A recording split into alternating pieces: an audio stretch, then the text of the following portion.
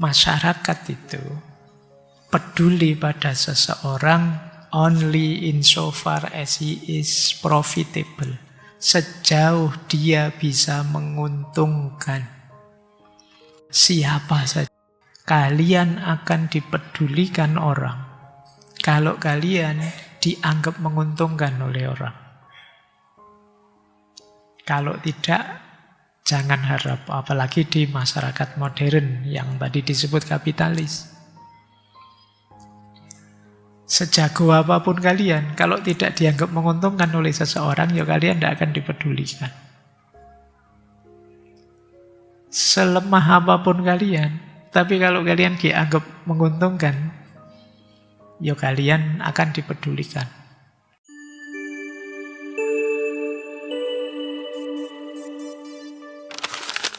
Assalamualaikum warahmatullahi wabarakatuh. Bismillah, mari kita lanjutkan ngaji kita. Ya, kita mulai malam hari ini, kita belajar dari beliau, Simone de Beauvoir. Dia bilang, masyarakat itu peduli pada seseorang only insofar as he is profitable. Sejauh dia bisa menguntungkan. Ini kalimatnya tidak hanya untuk orang tua sebenarnya. Siapa saja. Kalian akan dipedulikan orang kalau kalian dianggap menguntungkan oleh orang. Kalau tidak, jangan harap, apalagi di masyarakat modern yang tadi disebut kapitalis. Sejago apapun kalian, kalau tidak dianggap menguntungkan oleh seseorang, ya kalian tidak akan dipedulikan. Selemah apapun kalian, tapi kalau kalian dianggap menguntungkan, ya kalian akan dipedulikan. Kayak kalian masuk mall, kok terus penjaga-penjaga counter di sana menganggap ini uangnya banyak, ini mesti bisa beli itu. Oh, kalian dipedulikan. Mungkin kalian didatangi, mau beli apa, milih yang mana, kita pilihkan, bisa begitu. Tapi begitu dianggap, alah ini wajah mahasiswa, ini mesti cuma pegang-pegang, lihat-lihat terus keluar, terus kamu dicueki. Kenapa? Kamu tidak dianggap menguntungkan. Apalagi orang tua yang dianggap tadi hanya beban saja, hanya menyusahkan saja. Kalian tidak akan dihitung. Nah, ini pandangannya Simone de Beauvoir. Terus betapa berbedanya fase-fase peradaban manusia melihat usia tua ini.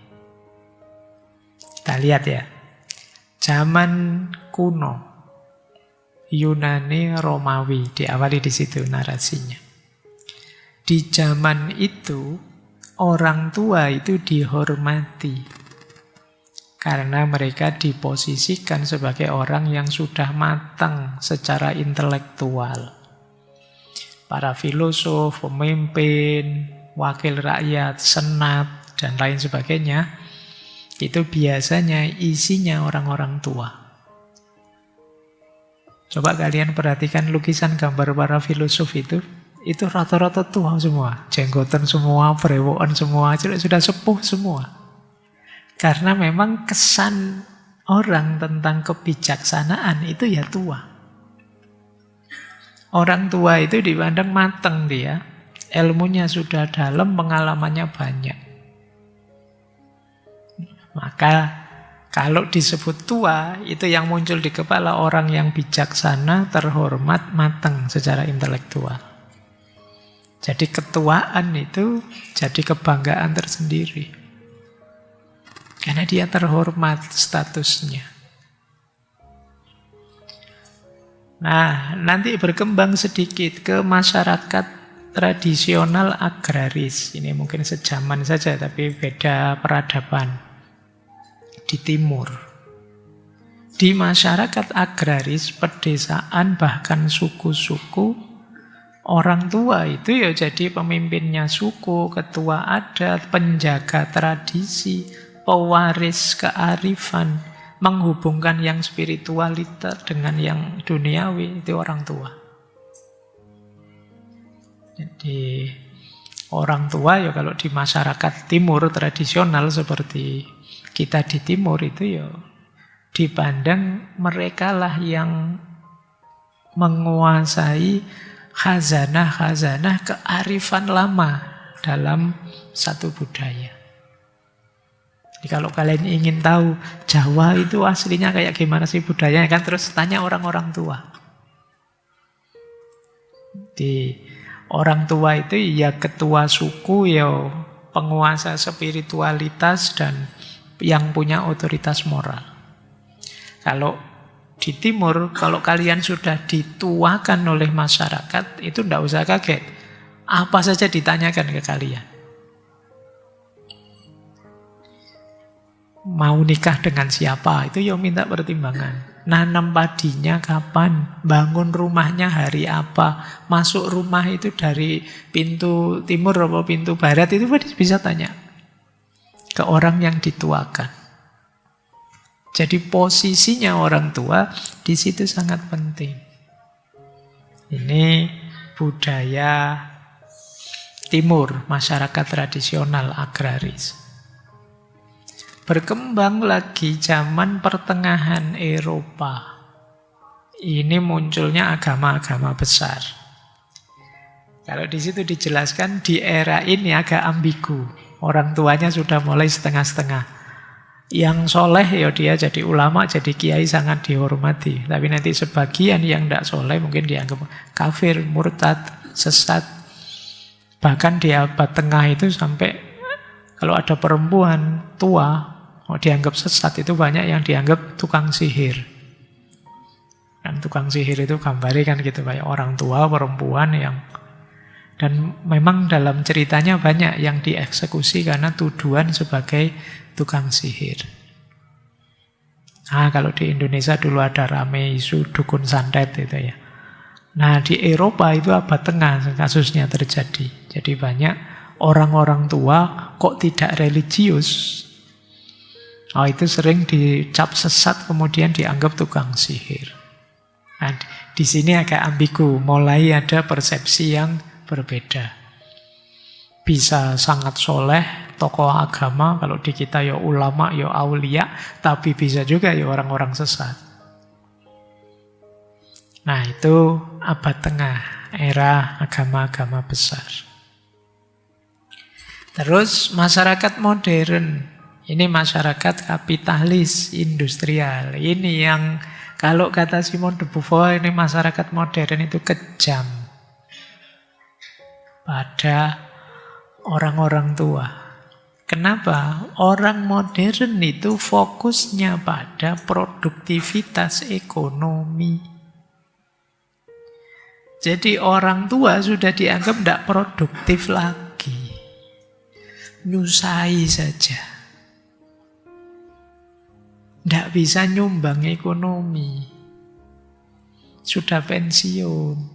Sudah tidak produktif lagi. Ini persepsi seperti ini lahirnya di era modern. Ketika peradaban mulai berubah jadi kapitalis. Terus orang tua di mata manusia modern dilihat jadi beban hidup saja. Kapan ya Pak matinya? Ada yang sampai begitu, kenapa? Lah ini tidak menghasilkan apa-apa, saya harus ngasih makan, saya harus menjamin ini, menjamin itu. Bahkan ada institusi namanya panti jompo untuk menyisihkan mereka. Jadi orang tua di era modern lebih dianggap kuno, usang, jadi beban dan tidak relevan untuk hidup saat ini. Oh, itu kejamnya masyarakat modern yang kapitalis. Makanya wacana ini jarang masuk ke diskursus utama kehidupan kita sehari-hari. Kalau bahas isu ya selalu Gen Z lagi, Gen Z lagi. Yuk. Enak Gen Z ya, jangan Gen Z lah. Kalau Gen Z itu hanya diperlukan waktu listrik mati. Jadi yang dibahas itu terus loh. Orang-orang tua seolah-olah dianggap sudahlah, mereka sudah selesai Pak. Mereka sudah ceritanya berakhir, tinggal nunggu waktu saja. Mungkin begitu pikirannya. Bayangkan bedanya dengan zaman kuno, zaman masyarakat agraris. Zaman pertengahan lah meskipun sebagian. Tapi di masyarakat kapitalis modern, tua itu rasanya kayak jadi bencana. Ini pandangannya Simone de Beauvoir ya. Sekarang kita lihat pandangan orang tua dari luar. Orang tua, kata de Beauvoir, itu termasuk the other. Kalau dalam peradaban modern, the other itu yang lain.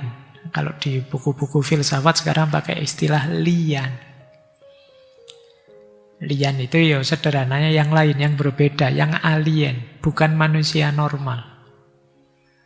Tidak dianggap manusia utuh. Bukan manusia. Nah, perempuan juga begitu. Nanti kalau membaca The Second Sex, perempuan itu juga dalam peradaban patriarki diposisikan lian. Tidak dianggap manusia utuh.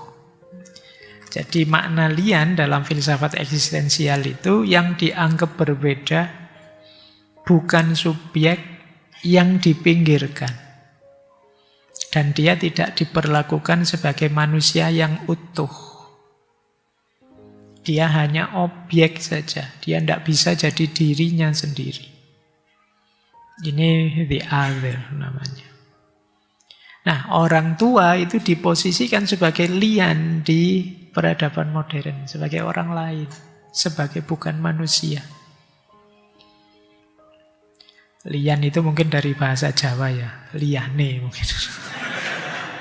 Tidak podo dengan yang lain, jadi koyo liane lah, bukan yang normal. Gimana orang tua kok diposisikan lian?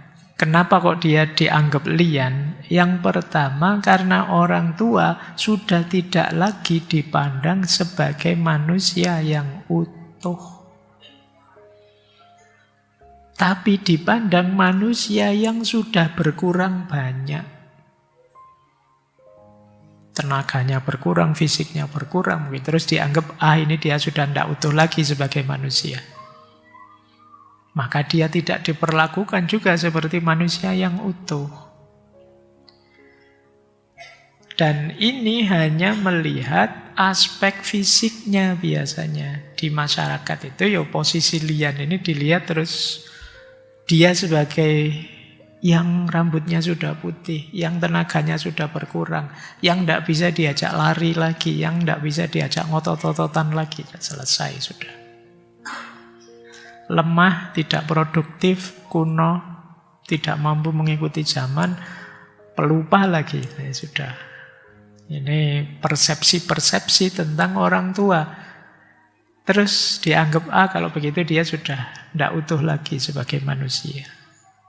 Diperlakukan sebagai objek. Ketika diperlakukan sebagai objek, ya suaranya tidak didengarkan. Segala yang dari dirinya sudah dianggap tidak bernilai. Itu ketersiksaan orang tua. Kalau kalian ngobrol sama simbahmu, sama orang-orang tua, kamu cenderung marah saja. Kamu pengennya nganggap, ini simbah, ini ngerti apa tuh, melu-melu usul. Ngerti, kamu anggap dia suaranya tidak kamu anggap sama sekali. Kamu anggap dia itu sisa-sisa masa lalu saja. Kamu merasa jauh lebih pintar dari mereka. Kalian merasa jauh lebih tinggi. Kamu anggap beban hidup saja. Padahal dulu waktu mereka masih aktif, mereka yang nyangoni kalian, ngasih sangu, membesarkan kalian, ngomong kalian. Tapi sekarang kalian merasa jauh lebih hebat dari mereka, dan mereka hanya beban hidup saja. Itu. Jadi orang tua sekarang kalian posisikan sebagai lian. Makanya kalau dalam Al-Quran itu bahkan kepada orang tua kita wala taqul lahuma uffin. Bahkan ngomong uff itu maksudnya ngomong kasar. Itu dilarang. Apalagi ini lebih dalam daripada sekedar ngomong uff. Kamu meminggirkan mereka, tidak nganggep suara mereka. Kita lanjutkan. Nah, siapa yang menciptakan kok orang tua diposisikan sebagai lian tadi? Penciptanya ya masyarakat sendiri. Masyarakat tadi loh, yang kapitalistik, patriarkis. Mereka melihat, orang tua ini sudah tidak produktif lagi secara ekonomi. Mereka ini tidak bisa diajak ngapa-ngapain lagi, tidak cocok dengan standar kehebatan modern. Secara sistem mereka tidak nambah apa-apa, beban saja.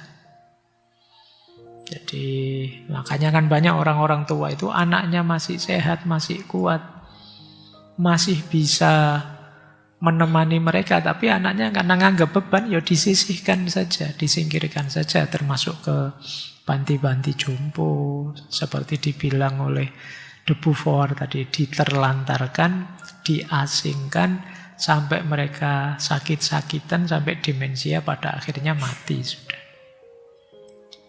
Jadi masyarakat yang melakukan itu. Akhirnya apa yang dirasakan oleh orang-orang tua? Yang pertama, mereka terasing. Mereka merasa tidak berguna. Mereka terpinggirkan dari ruang-ruang sosial. Kadang-kadang mereka menginternalisasi itu. Karena selama ini terus dipinggirkan terus, dia terus menganggap memang aku tidak berarti, memang aku tidak berguna. Kadang-kadang mereka ini ingin membuktikan, saya masih aktif kok, saya masih ada gunanya kok, meskipun tidak ekonomi, meskipun tidak itu. Maka kalian jangan heran, kadang-kadang si mbahmu itu sudah sepuh, kamu ajak ke rumah kalian, apa ke kosmu, itu biasanya kan tidak mau diam itu. Ya nyapu lah, ya bersih-bersih lah, aktif terus itu.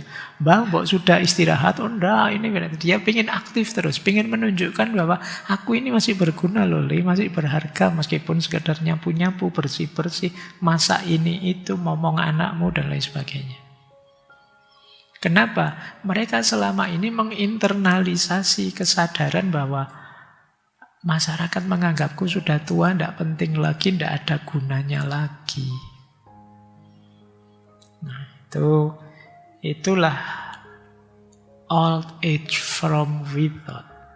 Orang tua yang diposisikan sebagai the other.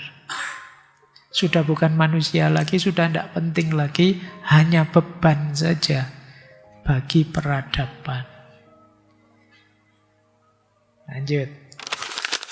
Jadi beliau bilang begini, ini mengkritik kebijakan pemerintah Perancis. Perancis ya, bukan Indonesia, alhamdulillah. Jadi pemerintah Perancis itu ketika mereka menginstitusionalisasi, ini maksud orang-orang tua yang miskin, ini maksudnya masuk ke panti-panti jompo itu. Maybe summed up in a few words. Mindsetnya pemerintah itu ada di beberapa kata ini. Yang pertama abandonment, yang kedua segregation, yang ketiga decay, yang keempat demensia, dan yang kelima death. Apa yang mereka lakukan? Yang pertama diterlantarkan, dicueki, tidak dianggap. Setelah itu disisihkan, dipisahkan, termasuk masuk ke panti-panti jompo. Setelah itu decay, dia tambah lemah, tambah tidak berdaya, tambah lapuk. Setelah itu demensia, mereka tambah pikun, tambah tidak bisa berpikir lagi. Dan pada akhirnya mati. Jadi kebijakan terhadap orang-orang tua itu biasanya ya keywordnya 5 ini. disendirikan, setelah sebelumnya dicueki, disendirikan, terus lama-lama tambah menurun kondisinya, demensia, terus mati. Sama sekali tidak dihargai sebagai manusia. Ini bayangannya Simone de Beauvoir. Dilanjutkan oleh de Beauvoir. Ada sedikit beda usia tua antara masyarakat lansia kelas atas dengan lansia kelas bawah. Ini agak beda ya. Kalau lansia kelas bawah, miskin secara materi, waktu tua, ya karena memang kelas bawah. Terus fisiknya lelah, rusak tubuhnya, ya karena habis-habisan mencari uang, pastinya ya memenuhi kebutuhan ekonomi. Fisiknya mesti terus rusak. Dan tidak dipedulikan secara sosial karena tidak dianggap penting. Dianggap beban di masyarakat. Ini kalau lansia kelas bawah ya. Beda dengan lansia kelas atas, kelas tinggi. Nah, ini awalnya agak beda. Karena lansia kelas atas biasanya kaya. Terus pensiun kan. Dia hidup dengan hasil kerjanya selama ini termasuk pensiunannya. Cuma biasanya dia kehilangan fungsi sosialnya. Sudah tidak jabat lagi, tidak punya kekuasaan lagi. Yang dilakukan apa? Ya mengisi aktivitas dengan hal-hal yang tidak penting, dangkal. Jadi hobi inilah, hobi itulah, sebenarnya tidak terlalu penting juga. Ya karena duitnya banyak. Mungkin main golf lah, mungkin healing kemana-mana lah. Karena uangnya banyak. Kalau yang miskin, ya sudah. Di rumah, tubuhnya rusak, tiap malam kerokan, kemudian greges. Nah, ya karena penyakitnya saja kan beda. Mungkin kalau yang kelas bawah rematik, pegel linu, kemudian kalau yang kelas atas jantung, kolesterol gitu aja. Jadi ini cuma pada akhirnya sebenarnya dua-duanya nasibnya sama. Apa itu? Tidak dianggap penting. Dicueki secara sosial. Disekat dari dunia nyata. Tidak boleh ikut-ikut lagi. Karena dunia ini hanya untuk mereka yang bisa lari cepat. Yang lambat dan pelan tidak bisa. Nah itu nasibnya sama. Jadi beda fasilitas tapi yang dirasakan sama. Sama-sama diabaikan, sama-sama tidak didengarkan. Mungkin ada ruang-ruang yang seolah-olah mereka didengarkan, tapi mungkin itu hanya ruang basa-basi saja. Dengarkan biar tidak marah. Oh ya, terima kasih. Tapi basa-basi. Karena diam-diam masyarakat nganggap mereka tidak penting lagi. Oke. Baik, jadi kelas sosial menentukan. Kemudian perempuan juga, kalau menurut Simone de Beauvoir lebih parah nasibnya. Kenapa? Yang pertama, perempuan mengalami tekanan double. Kalau perempuan sudah tua, sejak muda perempuan itu mengalami tekanan seksisme, diskriminasi karena jenis kelamin. Begitu tua mengalami ageisme, diskriminasi karena usia. Double penderitaannya. Terus perempuan itu di masyarakat sering dipersonifikasi sebagai simbol kecantikan dan kemudaan. Dan itu selesai kalau sudah tua. Jadi kalau sudah tua ya dia tidak bisa lagi jadi simbol kecantikan atau simbol kemudaan. Secantik-cantiknya perempuan, kalau sudah tua, ya kecantikannya mesti hilang. Jadi memang jelek itu lebih istiqomah. Kalau jadi kalian yang merasa ganteng, merasa cantik, itu besok pasti berubah jadi jelek. Kalau sudah tua, kalau jelek kan tidak kaget istiqomah. Jadi sejak dulu begitu sudah siap mental. Makanya bersyukurlah kalian yang biasa-biasa saja, tidak terlalu cantik. Bayangkan kalau kalian yang laki-laki merasa tampan luar biasa, yang perempuan merasa cantik luar biasa, nanti usia-usia kayak saya gini, waduh ada kerutan sedikit ini, waduh itu kamu panik sudah. Padahal yang sejak kecil terbiasa jelek, ala biasa saja, kelihatan jelek, sejak dulu juga kelihatan jelek. Jadi secara psikologis lebih siap kalian. Nah, jadi bebannya double. Dan akhirnya apa ya? Kalau masih muda, masih cantik, masih diinginkan, begitu tua tidak. Maka perempuan tua itu tidak dilihat. Segala status yang dulu dia dimiliki, yang tercinta, objek cinta, ibu muda, istri idaman, itu hilang semua kalau sudah tua. Sudah selesai.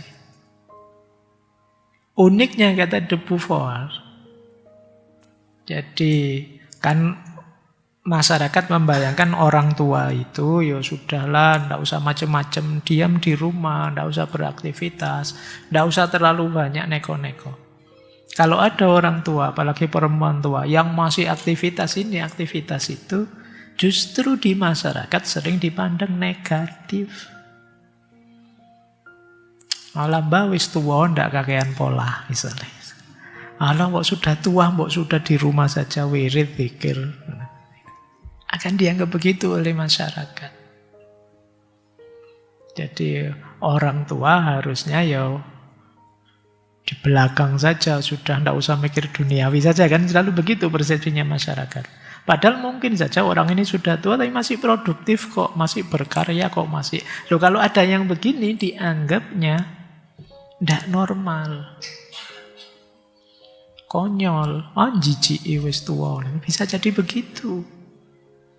Itu kejamnya masyarakat kapitalis modern. Tentang penuaan. Jadi tadi ada kelas rendah, kelas tinggi, dan ini perempuan. Jadi bebannya double. Teman-teman yang malam hari ini ikut ngaji, semoga siap mental ya. Sekarang sudah ngerti, masyarakat kita itu kadang begitu. Siapkan mentalnya. Beliau menyarankan agar tetap para orang tua mendayagunakan akal budi dan berkarya. Ada banyak bukti, kata de Beauvoir, yang menunjukkan bahwa usia itu tidak membatasi karya dan kreativitas. Beberapa dicontohkan beliau. Goethe itu nulis novelnya Faust itu usia 80-an selesai. Michelangelo ngukir gambar masih bisa usia 80-an. Galileo, Newton itu ya tetap melakukan riset-riset sains meskipun fisiknya melemah. Voltaire, Victor Hugo, Bertrand Russell, Mahatma Gandhi, sampai akhir hidup mereka masih produktif, masih aktif. Jadi stigma-stigma, stereotip tadi jelas tidak adil untuk orang tua. Tidak semuanya senegatif yang digambarkan oleh stigma-stigma tadi. Ada sangat banyak contoh. Sudah tua tapi masih berkarya, masih kreatif. Pikirannya masih berdaya guna. Di usia tua, pikiran jadi lebih reflektif, mendalam, penuh nuansa. Orang tua biasanya lebih terkendali, lebih peka, lebih jeli. Kalau yang muda-muda kan kadang gerusa-gerusu. Kadang tidak sabaran. Tapi orang tua punya kelebihan. Kadang-kadang mereka ngomong apa itu rasanya benar saja. Kenapa? Mereka pengalaman. Orang tua kita itu bisa lihat kita. Kalau kalian pulang itu bisa lihat kamu sedang sedih beneran apa sedih pura-pura. Itu ngerti mereka. Senyummu palsu apa asli mereka ngerti. Dari mana? Pengalaman. Jangan dikira mereka tidak ngerti apa-apa. Kadang-kadang kamu tidak cerita saja. Mereka tahu kok kamu sedang gelisah, kamu sedang tidak nyaman, banyak pikiran. Ini salah satu contoh betapa orang tua itu punya kelebihannya sendiri. Mereka lebih jeli kadang-kadang melihat sesuatu, mengamati sesuatu. Nalurinya, instingnya jauh lebih tajam. Oke. Jadi kenapa tidak meskipun sudah tua tapi masih aktif dan berkarya? Toh kelebihannya ada. Tentu saja kita tidak harus terjebak seperti para kapitalis modern yang menganggap berkarya itu ya berarti harus ada nilai ekonominya. Harus mendatangkan uang. Ada banyak karya yang sangat bermanfaat bagi sesama tapi tidak harus secara ekonomi tinggi. Nulis, membaca, berkebun, mungkin mendidik cucu-cucunya, dialog, berdoa, memimpin masyarakatnya dan mungkin nggak ada bayarannya, nuntun orang ini itu tidak ada bayarannya. Ini tidak ada nilai ekonominya tapi eksistensial. Eksistensial itu menegaskan keberadaan kita. Kalian misalnya ya, saya tidak punya uang Pak, tapi saya Pak, tiap pagi saya nyapu halaman kos-kosan itu. Tidak ada teman yang mau Pak. Itu kan tidak bernilai ekonomi kalian nyapu halaman kos itu. Tapi eksistensial. Di situ kalian membuktikan bahwa aku masih berguna. Meskipun tidak punya duit. Meskipun tidak ada uang, itu saya masih bisa bermanfaat bagi yang lain. Nanti temanmu pulang dari ngaji filsafat, mau pijet, wah, ayo gitu. Itu kamu gunanya besar. Manfaatnya banyak, menyenangkan orang, menggembirakan orang. Mungkin sekedar menemani temanmu yang galau, mendengarkan curhatannya. Itu kan tidak bernilai ekonomi, tapi penting. Apa setelah curhat terus kamu minta bayaran? Kan enggak. Ya tidak apa-apa, tak dengerin saja kamu curhat. Ya saya tidak bisa ngasih nasihat apa-apa. Yang penting kamu lega bisa cerita. Ini saja kan eksistensial sudah. Menegaskan keberadaan kita itu eksistensial. Nah, orang-orang tua apalagi ada sangat banyak hal yang bisa mereka lakukan tentu saja di level mereka. Mungkin tenaga semakin menyusut, tapi pengalaman semakin menumpuk. Wawasan lebih luas. Ketelitian, kesabaran lebih banyak dibandingkan kita yang muda-muda. Jadi rugi loh kita meninggalkan mereka mentah-mentah. Rugi kita kalau sama sekali membuang mereka.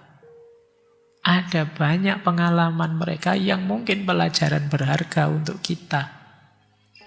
Itu kalau kita sama sekali membuang mereka, sebenarnya yang blunder kita sendiri, yang bunuh diri kita sendiri. Peradaban tidak akan belajar untuk mengembangkan dirinya. Mungkin saja kamu mengulang-ulang saja yang dilakukan sebelumnya. Di situ pentingnya lansia harusnya tetap kita fasilitasi untuk berpikir dan berkarya di level mereka. Yang sudah usia lanjut juga begitu, jangan menyerah. Tetaplah berjuang. Makanya kata Simone de Beauvoir, wajar saja sih mungkin di usia tua orang mengalami krisis identitas dan makna. Perannya hilang, kehilangan sahabat, kesehatan. Karena krisis ini kan sebenarnya Tidak hanya orang tua, sejak kecil pun manusia itu mengalami krisis. Tidak masalah, jangan karena krisis terus jadi alasan untuk menyerah. Krisis itu tantangan untuk ditaklukkan. Kan dulu pernah saya jelaskan, manusia itu bahkan sejak balik, kalau bahasa saya, sejak mulai bisa berpikir, itu sudah mengalami krisis. Anak SMP misalnya, itu biasanya krisis yang paling sering dia alami adalah krisis pengakuan. Dia ingin diakui sebagai manusia yang utuh oleh masyarakatnya, oleh orang tuanya. Meskipun biasanya sulit sekali dia mendapatkan itu, karena masyarakatnya masih nganggap dia anak kecil. Itu yang kadang-kadang membuat anak-anak di usia ini itu biasanya terus nakalnya luar biasa. Kenapa? Dia ingin diakui bahwa dia itu sudah manusia yang suaranya perlu didengarkan, pandangannya perlu diperhatikan. Dan dia mengalami krisis pengakuan. Maka dia berjuang untuk bisa mendapatkan pengakuan itu. Kadang-kadang dalam bentuk ekstrim. Termasuk yang belakangan banyak cerita-cerita kelitih dan lain sebagainya. Itu mungkin bagian dari krisis ini. Nanti usia-usia SMA terakhir mahasiswa itu mengalami lagi krisis, yaitu orang menyebutnya quarter life crisis. Itu biasanya krisismu adalah kecemasanmu tentang masa depan. Besok saya jadi apa ya Pak? Saya ada jodohnya enggak ya Pak? Kok sampai sekarang kok jomblo terus? Jangan-jangan Allah lupa ngasih saya jodoh. Kamu gelisahnya kan ke sana. Pak, saya kuliahnya kok jurusan ini ya Pak? Besok masih ada lowongan kerja enggak ya Pak? Wah saya kok khawatir saya Pak, masa depan saya Pak. Sekarang Indonesia kayak gini, itu kan khawatir. Ini quarter life sudah, kegelisahanmu di situ. Kecemasanmu tentang apa yang terjadi di masa depan. Jadi kalau kalian ngalami itu sekarang, sebagian besar kan mahasiswa ini, tidak apa-apa, wajar. Jadi seperti nanti pada orang tua ya wajar ngalami krisis seperti ini itu. Bukan alasan untuk kemudian merasa rendah apalagi menyerah. Tidak apa-apa, masa depan masih 1001 kemungkinan bisa terjadi. Kamu mencemaskan A, bisa saja yang terjadi B. Kamu takut, Pak, besok kalau di masa depan saya miskin gimana Pak? Alah, tidak mesti juga. Bisa saja di masa depan kamu sangat miskin.